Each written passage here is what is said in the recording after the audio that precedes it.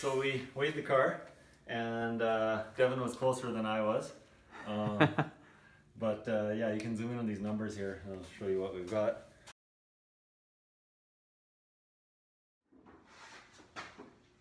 Welcome back, guys and girls, to another episode of Dad's Toy Garage. And today I am aiming to get the rear cross brace of the interior installed, built, and get the floorboards done.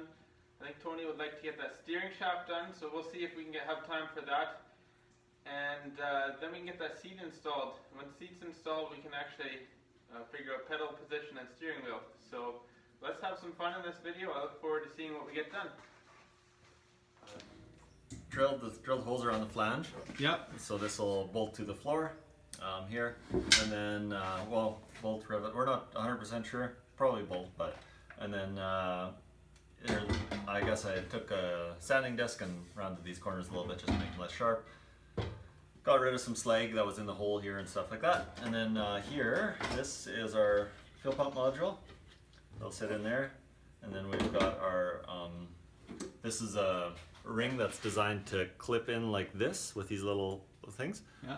So we're just going to use it to squish. It would have been really complex to build that out on here on an aluminum fuel tank. So I just drilled holes instead. And then these are going to be threaded into here with some thread sealant that can handle the gasoline. And then there's going to be a little rubber gasket underneath here that'll seal all of our fuel. So that's how we're planning to keep our tank from leaking anyways. Hope it all works good, and I guess we'll have to spend a bit of time cleaning the inside of the tank, but other than that, it's a few hours away from being in the car kind of thing, so it's good. We got the fuel tank bolted down.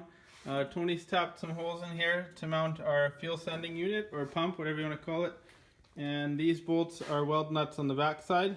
So we need a cross brace in the back of our floor here. And I've kind of cut up the original one and flipped it around backwards. Alright, we're looking underneath the car. There's the floor panel installed, and that's towards the front. And here's the, I guess, the very back where it meets the Mustang portion. And we've welded the top piece in. And so I gotta weld a closeout plate on here now. Bottom of that support is welded in place. Now I gotta do the one on the inside of the car, and then I'll have a full tube section put back into there. So we're looking at this piece, and that's the closeout I've just welded in. And so it'll become a box section once I weld the front across there. And now I have got the original cross brace flipped around and welded in. From the back side, I've also welded a plate on the front side to the floor, and I've put a little flange on there so the trans tunnel will be able to just weld to that. So the driver's side floor is almost done, including the cross brace in the back is now being fully attached. I want to weld kind of in this area here where this embossed strip is. I want to weld a strip of a little bit slightly thicker gauge steel, and that will be where the back seat mounts to. Okay, the seat is modified. This is our Honda SIR EP3 seat, and we got the back parts. I've cut them, flipped them over, and re-welded them. And the front, Tony and I talked about a design, and we've welded in braces here, and you can kind of see how I've extended it with plate. So that is helps get us the headroom that we need, and that should mount on the car really nice now. We both said that we didn't think they made a SnakeCharmer seat adapter bracket, so we're going to make our own here. We're weighing the car, or working weighing the car. We borrowed these from a friend, scales, and he's got some digital car scales, so we're just kind of worried about the overall weight. We're wondering where we're at, how much we overbuilt things, or how heavy we are. Devin, what was your guess again on total car weight? Was it 1869 or something?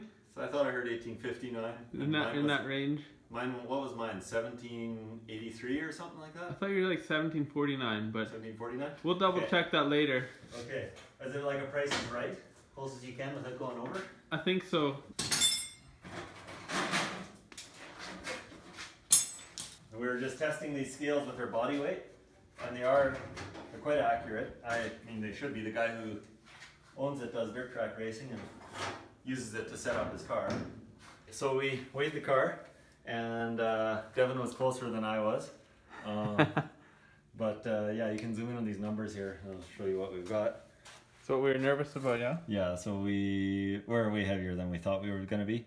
Probably underestimated the Mustang rear diff weight and the wiring and some of those kinds of things, the front rads.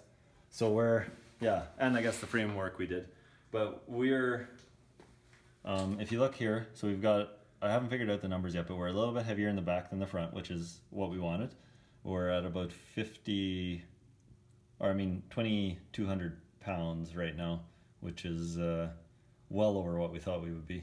So, but our cross weight looks pretty good at this point. Yeah, so that means our suspension, at least everything's flat enough on this floor. I guess we did pretty good without a welding or without a table, hey, to build the car on. Yeah, for sure. So, I don't know, what are your thoughts, Devin? It's a little heavy. Yeah.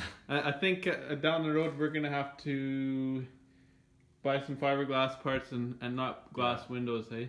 Yeah, for sure. Yeah. It depends, I guess, how it feels handling wise, but yeah, we might want to lighten the front end some more or whatever. We'll see what happens. But yeah, so here I am hogging all the video time on Devin's channel. Sorry about that, guys.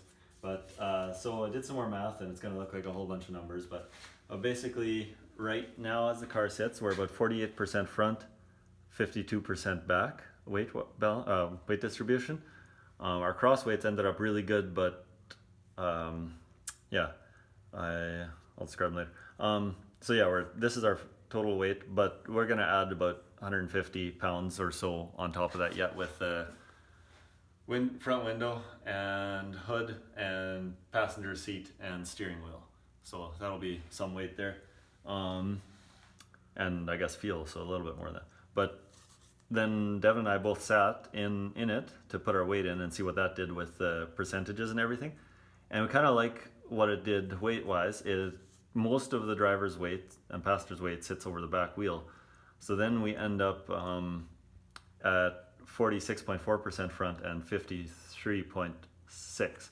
And kind of our goal when we built the car was, my goal I was going for was 55, but I figured 54 was what I was aiming for. So we're pretty close. That's pretty good. Yeah, so that's good. But as you can see by our 2,568 pounds that we weighted at there, we're at like fully loaded with us in it racing, we're gonna be not nearly as light as we want it to be.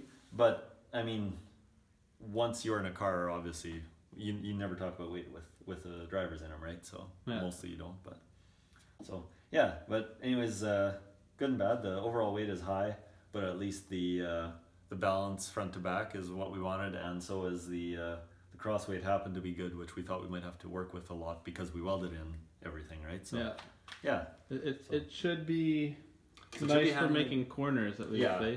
The straight out acceleration will still be really good, but it won't be kind of quite as good as we'd hoped or talked about. I guess those two hairpins we always have to do at St. Andrews will always be our slightly hold us back point. Possibly. Although normally you won't. There you'll have an issue with traction anyways. It would be more so drag racing style where it would hold you back. It'll be, like we talked about, it'll be a lot like trying to drive my Mach 1 out of a corner or like when I had that car. Yeah. That car was always, every gear change, that was a feather on the pedal a lot. So yeah, for sure.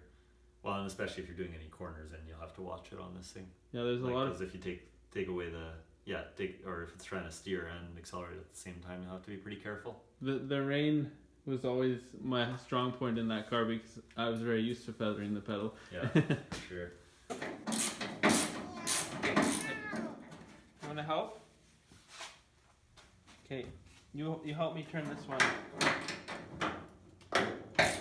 Yeah, you do that one. That's a good one. Are you helping Daddy? Are we turning some? Are you helping me mount the seat?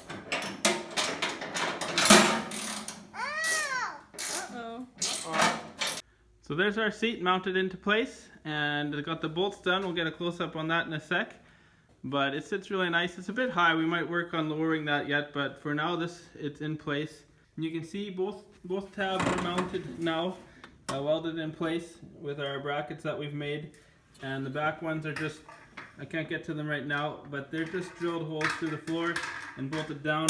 Those are the two studs for the rear seat. and they're just mounted to the back side. So, thanks for stopping by for another episode of Dad's Toy Garage. And Tony and I, we got a bit done on the car today, and some important things. We got the seat mounts made up, and the seat is now mounted. The gas tank is mounted, and we got to do some fun stuff playing with scales, where we realized, okay, we're over our weight a little bit on this car. So that is what it is, I guess, at this point. But our corner balance front to back weight is kind of what we were aiming for at this point. So that is an exciting thing. So thanks for stopping by, guys and girls, and we will talk to you next time. Ow. Hot? No, I got a sliver. Oh, Just again. as you start.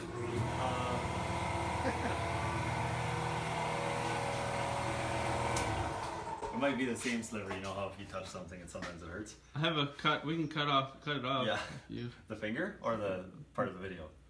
both. Okay. So I